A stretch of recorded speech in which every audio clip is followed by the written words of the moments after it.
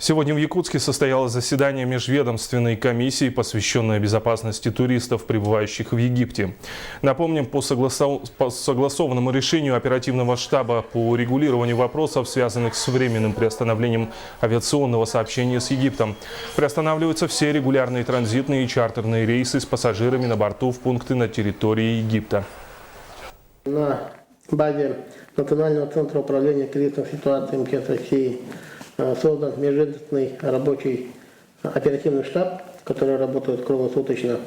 В этот межведомственный штаб вошли все структуры Минтранса, МВД, Минспорта, которые отслеживают именно возвращение наших граждан из Арабской Республики Египет. Есть сегодня факты того, что туроператоры у нас реализуют путевки.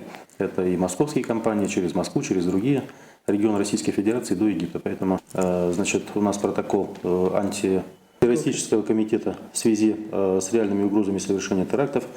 Сегодня мы видим картину, что 95 якутян находятся на территории Египта. В течение ближайших 2 недель все они должны, согласно окончанию срока путевок, вернуться в Якутию.